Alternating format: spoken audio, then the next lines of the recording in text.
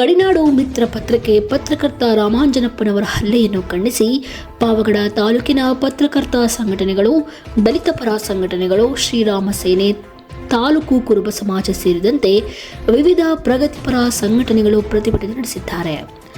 ಪಟ್ಟಣದ ನಿರೀಕ್ಷಣಾ ಮಂದಿರದಿಂದ ಪ್ರತಿಭಟನಾ ರ್ಯಾಲಿ ನಡೆಸಿದ ಪ್ರತಿಭಟನಾಕಾರರು ಡಾಕ್ಟರ್ BR ಅಂಬೇಡ್ಕರ್ ವೃತ್ತದಲ್ಲಿ ಅಂಬೇಡ್ಕರ್ ಪ್ರತಿಮೆಗೆ ಮಾಲಾರ್ಪಣೆ ಮಾಡಿ ಪಟ್ಟಣದ ಶನಿ ಮಹಾತ್ಮ ದೇವಾಲಯದ ಬಳಿ ಮಾನವ ಸರಪಳಿ ನಿರ್ಮಿಸಿ ನ್ಯಾಯಕ್ಕಾಗಿ ಘೋಷಣೆಗಳನ್ನು ಕೂಗುತ್ತಾ ಪಟ್ಟಣದ ಪೊಲೀಸ್ ಠಾಣೆ ಬಳಿ ಜಮಾಯಿಸಿದ ಸಾವಿರಾರು ಪ್ರತಿಭಟನಾಕಾರರು.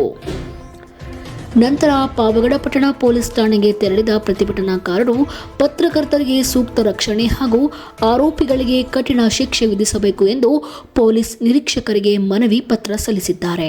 ನಂತರ ತಾಲೂಕು ಕಚೇರಿಗೆ ತೆರಳಿದ ಕುರುಬ ಸಮುದಾಯದ ಮುಖಂಡರು ಹಾಗೂ ಸದಸ್ಯರು ಆರೋಪಿ ನಾರಾಯಣ ರೆಡ್ಡಿ ಕುಟುಂಬವನ್ನು ತಾಲೂಕಿನಿಂದ ಗಡೀಪಾರು ಮಾಡಬೇಕು ಹಾಗೂ ಪತ್ರಕರ್ತರಿಗೆ ಸೂಕ್ತ ರಕ್ಷಣೆಗೆ ನೀಡಬೇಕು ಎಂದು ಸರ್ಕಾರಕ್ಕೆ ಮನವಿ ಸಲ್ಲಿಸಿದ್ದಾರೆ. ವರದಿಗಾರರು Ramappa Sikepur, news be alert, Pavagada.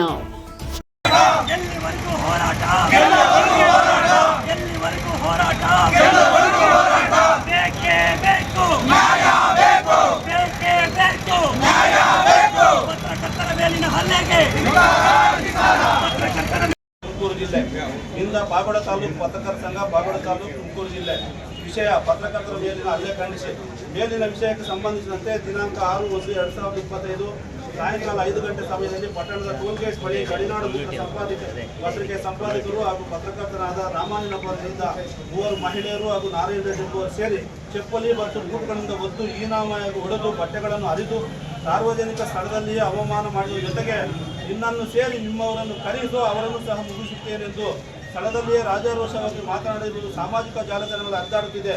ಆದ್ದರಿಂದ ಇದೇ ರೀತಿ ಸಾರ್ವಜನಿಕವಾಗಿ ಪತ್ರಕರ್ತರು ಸುದ್ದಿ ಮಾಡಲು ಹೋಗುವಾಗ ಇಂತಹವರಿಂದ ಇಂತಹ ಘಟನೆಗಳು ಮರುಕಳಿಸದಂತೆ ರಕ್ಷಣೆ ಒದಗಿಸಬೇಕು.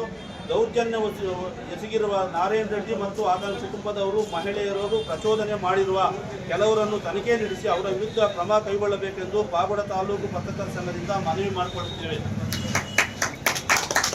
ಬೇಕೇ ಬೇಕು ನ್ಯಾಯ ಬೇಕು, ಬೇಕೇ ಬೇಕು ನ್ಯಾಯ ಬೇಕು, ಬೇಕೇ ಬೇಕು ನ್ಯಾಯ ಬೇಕು. ಪತ್ರಕರ್ತರ ಮೇಲೆ ದೌರ್ಜನ್ಯ,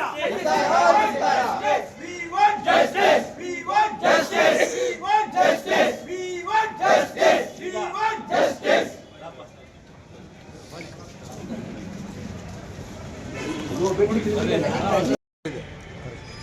ನಿಮ್ಮ ಕಿವಿಗೆ ಬೀಳುತ್ತೆ, ಯಾರೋ ಹಿಂಗೆ ಜಗಳ ಆಡ್ಕೊತಾರೆ, ಈ ಥರದ್ದೆಲ್ಲ ನಡೀತಾ ಇದೆ ಅಂತ ಹೇಳ್ಬಿಟ್ಟು ದಯಮಾಡಿ ನಮ್ಮ ಗಮನಕ್ಕೆ ತಗೊಂಬನ್ನಿ, ದಯಮಾಡಿ ನಮ್ಮ ಗಮನಕ್ಕೆ ತಗೊಂಬನ್ನಿ. ನಮ್ಮದು ಏನಿದೆ ನಾವು ಮುಂದೆ ಜರುಗಿಸ್ತೀವಿ. ನಾವು ಇಂಥ ಘಟನೆಗಳನ್ನು ಮರುಕಳಿಸಂತೆ 100ಕ್ಕೆ 100ರಷ್ಟು ನಾವು ರಕ್ಷಣೆ ಕೊಡ್ತೀವಿ, ಅದನ್ನು ತಡಿತೀವಿ. ಇದು ಒಂದು.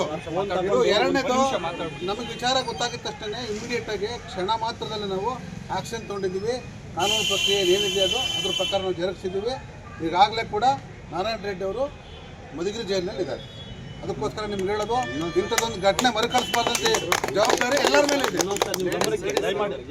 ಅವ್ರ ಪಾಪ ಹೋಗಿ ಫೋನ್ ಕೊಡಿ ಪೊಲೀಸ್ ಸ್ಟೇಷನ್ ಫೋನ್ ಮಾಡ್ಕೋಬೇಕಂದ್ರೆ ಫೋನ್ ಕೊಡಬೇಡ ಅಂತ ಹೇಳಿ ಅವ್ರು ಅಂತವ್ರದ್ದು.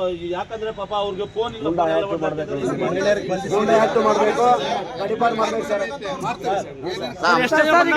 3 ಜನ ಮಹಿಳೆಯರು ಸರ್, 3 ಜನ ಮಹಿಳೆಯರು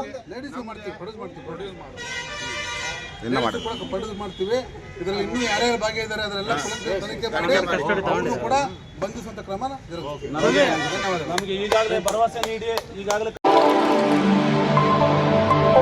ಸದಾ ವೀಕ್ಷಿಸುತ್ತೀರಿ ನಿಮ್ಮ ನ್ಯೂಸ್ ಬಿ ಅಲರ್ಟ್ ವಾಹಿನಿ. ಇದು ಜನಪರ ಧ್ವನಿ.